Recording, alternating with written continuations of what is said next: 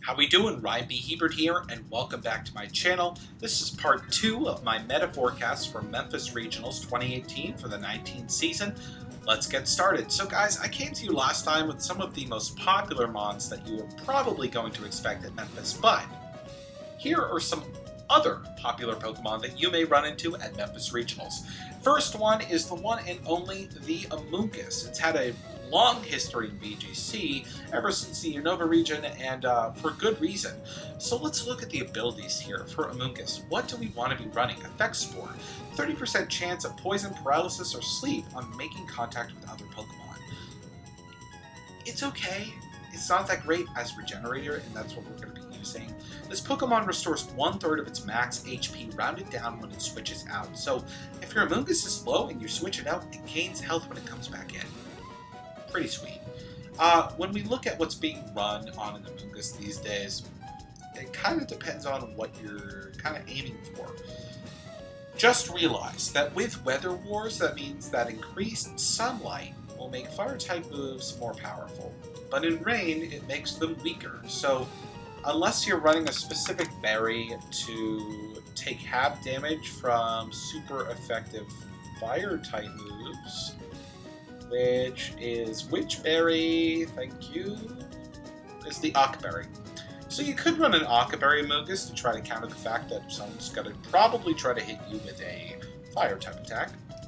Or you could be really cool, and you could use the Piapo Berry, which is having the damage from Psychic-type damage.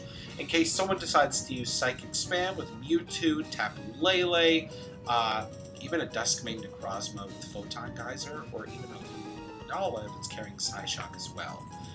So there are different items to be held. You could also be using Assault Vest, but that doesn't work too well on Amoonguss for what you're about to do with its moves. Rage Powder. So one way, in order to get Geomancy off on a Xerneas safely, is to redirect moves, and this is what this Pokemon is. It is a redirection Pokemon. So Rage Powder, the foe's moves target the user on the turn used. So if at the start of the turn, because this move does have priority, you Rage Powder, the moves that were going to go into your partner Pokemon now go into Amoonguss. And if Amoonguss can take those moves, like a Water-type move, like a Scald, oh, it's beautiful. Other moves to look at. Clear Smog is a really great one. Let's say that Xerneas gets powered up. Clear Smog resets all the target stat changes to 0. Right to 0. Super easy, super awesome, super clean. Let's also look at Grass Knot here. More power the heavier the target. This is a great move to have against Kyogres and Groudons. But be aware, if a Groudon is in and your Amoonguss is in, you should be scared because a Fire Punch could mean that you're gone and down for the count. So Grass Knot is really great. And then Spore is just an obvious one to have. 100% accuracy causes the target to fall asleep. Problem is that this move does not affect opposing grass types. So if your opponent has a Kartana, a Ludicolo, a Ferrothorn, another Amoonguss, Spore will not be affecting them. Even a Whimsicott won't be affecting them. That's what Clear Smog is for. Unless they're a Steel type, then you need to switch out Amoonguss. But for right now, these are some great moves to have on Amoonguss. Now, I do suggest probably getting rid of Grass Knot and replacing it with the one and only Protect. Like I've said before, Protect is a really great move to have, and it's what I recommend. Honestly, I would probably go with the Piapo Berry, Regenerator, and a moveset something like this. This is something that I would expect to face with an Amoonguss at a regional. Duskmane Necrozma. This Pokemon was thought to be the meta-defining Pokemon in this brand new season, and we found that it really isn't. But it's still popular with Kyogre, and that's why I have them both on the video right now, is because these are the Pokemon that people were saying that were going to define this meta, and so far we don't have a defined meta yet. We're still figuring it out, and all of us know that, that we're trying to figure out what to do here.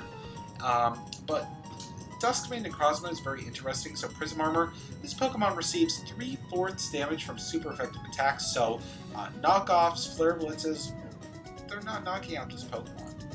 Now, usually, you can run many different things on Duskmane Necrozma. Colbur Berry is something that usually is not being run too often on Necrozma.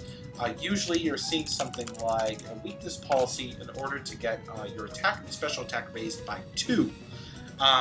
Personally, I like the Culverberry because it means the Yveltal that we previously showed in the last video isn't knocking you out right away. And the same for a knockoff from Incineroar, it isn't doing as much damage as it would, which is really nice. When we're running this Pokemon, right now in the meta, it's sort of limited to what you can do. My recommendation, Sunsteel Strike, ignores the abilities of other Pokemons, 100 base power, 100% accuracy, 8 max PP, physical hitting move. The signature move, Photon Geyser, special attacking, 100% power, okay, 100% accuracy, 8 max PP, but the move turns physical if the user's attack stat is greater than the user's special attack stat.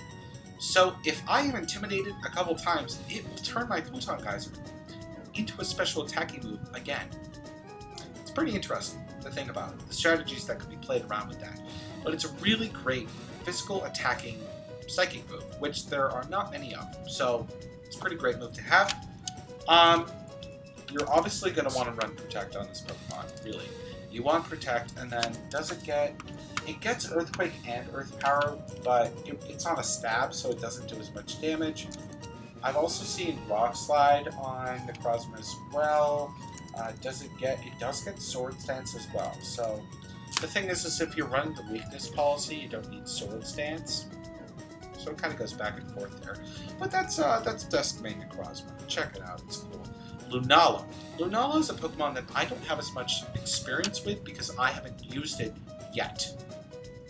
I say yet because it could be defined in the meta more in the upcoming months, and I think it will be personally, and so that's why I'm featuring it, because it's a Psychic Ghost type that really can take a lot of hits from Groudon, can take hits from Kyogre, and has great defensive bulk. If you look at the HP 137, 89 defense, 107 special defense, its defense is kind of pitiful, but its special defense is really great. We're looking at base 117 right here, so base 97 speed. You are outspeeding Groudon and Kyogre at max speed if you wanted to. But the really special thing about Lunala for me, oh, Red Boy, let's go, is that this is a Pokemon that not only can be defensive, but it can also be your speed control center. So I believe it can learn Trick Room. And I also believe it can learn Tailwind. So you have the option of running this fast or slow. It's one of those special mid-speed Pokemon that allow you to kind of do a little bit of both with your team. I recommend choosing one. So let's say I chose a Trick Room variant of Lunala. I definitely want Moongeist Beam. It's the signature special attacking move of this Pokemon. Ghost type move, so it's going to be hitting that Duskmane Necrozma for a lot. It's going to be hitting Mewtwo, Tapu Lele, and honestly just a lot in general.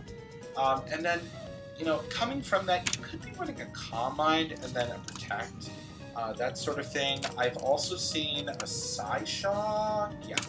I've also seen Psyshock as just having a Psychic type move, since you are going to be getting that stab from Lunala being a Psychic-type Pokemon. And then as for what you're carrying on Lunala, I have seen Choice Specs Lunala, so that means that you wouldn't be running Trick Room and Protect if you have a Choice item. You might be running Life Orb, you could be running Culverberry, you could be running a berry to have special, not special, but super effective damage. You could also run Assault Vest, but again, you can't have Trick Room and Protect if you're running item like Assault Vest.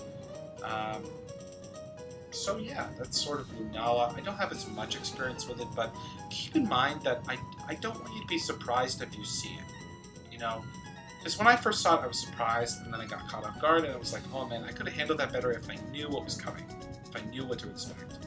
So expect some sort of defensive wall, special defensive wall, that tries to set up speed control. Up next here we have the one and only Solgaleo. Basically Duskmane Necrozma, but without Necrozma. We have Full Metal Body, so it prevents other Pokemon from lowering this Pokemon's stats. So basically Incineroar doesn't do anything to this Pokemon's stat changes. And if we look at the stats here, 137 HP, 107 defense, and 89 special defense, This Pokemon is packing a punch when it comes to taking hits from Groudon and Incineroar. Some common things on Solgaleo. We're going to see that Sunsteel Strike is very popular. We can also see Fire Blast coming out from this if we wanted to, but not really. Earthquake is definitely something that we can see. Flamethrower, Flare Blitz is another big thing that we can see on this Pokemon. But most importantly, the thing to remember is that what is really being run on this right now is weakness policy. In order to just raise that attack and special attack as soon as possible by being hit by a move that is super effective.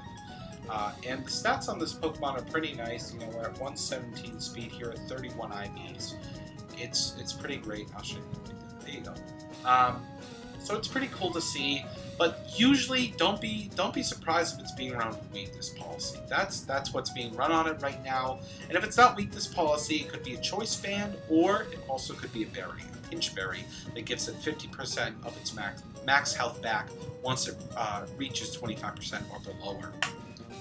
Now, I bring up this gorgeous pup for a couple reasons. One, I've seen it rising on the ladder recently, and I've seen its popularity increasing on VGC stats. And I know I said in my last video I'm not basing this off of the popularity and how much CP Pokemon get, and I'm not. I'm bringing up Arcanine for the specific reason of its typing and how it does in weather and what moves it holds in its move pool, because it's quite interesting to have. And this is a Pokemon that dominated the metagame in VGC 17 when we had a very limited format, and Incineroar didn't exist yet. So, first of all, its ability. We could get justified if hit by Dark-type moves, so we could do a Whimsicott Arcanine combination, but the stats on Arcanine aren't good enough to tank hits like that, so you don't want that. And when I say tank hits like that, I don't mean the beat up from Whimsicott, but getting beat up by Whimsicott and then getting hit by something else, Arcanine doesn't like that. Best ability in the game, Intimidate. That's what we're using. Enough said. What can Arcanine learn? Well, let's look at its stats first. 90 base HP, 110 attack, 80 defense, 100 special attack, 80 special defense, 95 speed, so we're at 115 speed. So we are outspeeding Kyogre and Groudon. Very important. What can we do with this? Well, the thing about Arcanine is that it doesn't have Fake Out, but we do have Extreme Speed. We do have Flare Blitz. We do have Wild Charge. We also have Protect. This is a pretty standard set, and then we could also stick a Pinch Berry, or we could stick an Assault Vest on this Pokemon and go for one last attacking move. Honestly, I'm kind of trying to decide here. Man, it's really hard to say, because you could be running like a full offensive Arcanine, and that's kind of what I'm going for at the moment. And I'm not really going to find anything down here. Ooh, excuse me. No, you're not. Thunderfang, sure, but not really. You're not finding anything down here. You could have the close combat for the fighting type coverage, or even a crunch, but if you're running a more support-based Arcanine, you could run Will-O-Wisp. You could run Toxic. Yeah, that sort of thing.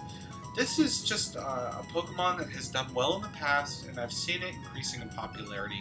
And it also gets Fire-type Stab, and then not to mention that if you pair it with Groudon, it also gets the power of the sun. And it just charges up that Flare Blitz. And if you're in the weather, if you're in rain, Wild Charge is really great against Kyogre as well.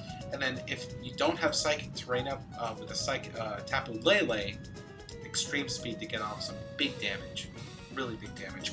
And that kind of brings me to our final Pokemon here, the one and only Rayquaza. A long-known legendary Pokemon. Let's make it shiny. Oh, beautiful. You're going to be running it with Airlock. While this Pokemon is active, the effects of weather conditions are disabled. No sun, no rain, bye-bye. Okay, the second Rayquaza leaves the field, the rain comes back. That's the thing. The weather conditions will stay there each turn. It is the effects of the weather conditions that do not apply.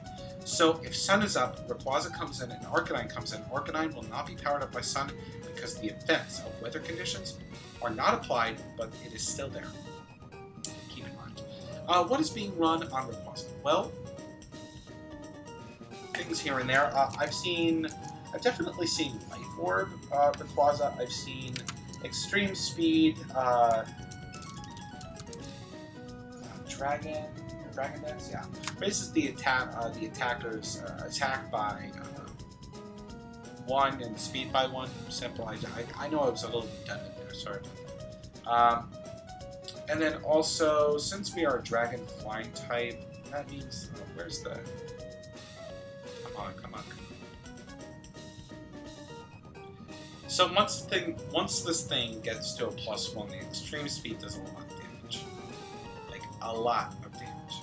And the thing is that I haven't really run this Pokemon much, and pretty good Dragon type move, like Dragon Claw, can be nice, but with all the Fairy types running around, it's dangerous, man. So you could run the Crunch, you could run Break if you wanted to. The Earthquake is nice. Iron Head. I don't believe he gets V-Create in this current region. So yeah, Rayquaza, I've really only seen it as like a super fast Pokemon to like get off Dragon Dance speed, that sort of thing. It does have variability with its moves, but I don't know it too well. And honestly, if there was one Pokemon from the series so far that I would suggest that I won't see the most, it's probably Rayquaza. You know, it's 4 times weak to an Ice Beam, and Icy Wind is just going to do so much to it, and a Moonblast is just going to decimate it, especially from a Xerneas or a Tapu Lele, so be careful. The thing to know about it is that be warned, don't let it sit on the field too long. If you can find an easy knockout, get the knockout. If you are running Kyogre, Ice Beam is a really great move to use on him. If you're running Tapu Koko, Thunderbolt, Thunder is really great. Looking at its stats for a moment, I noticed something in particular. We are sharing the same base speed and 31 IVs as Arcanine. Keep in mind, so max speed Arcanine, max speed Rayquaza, extreme speeds, match. But what does differ is our HP, so, you know, comparing HP to Arcanine. 105 HP here, and then we have the 90 here on Arcanine. The 150 attack, 90 defense, 150 special attack, 90 special defense, 95 speed. The reason why I'm not promoting special attacking ones is because everyone is using special defensive bulk right now because of Kyogre. Simple as that. Anyways, guys, I'm going to wrap this up here. Thanks for watching my second episode, and I plan to have one last episode explaining some other Pokemon that you might see at Memphis, and hopefully this helps you out. If you liked the video, give me a like. If you want to subscribe to my channel for more content, please do. Otherwise, have a great night. Thank you so much, and how we doing? Have a great day.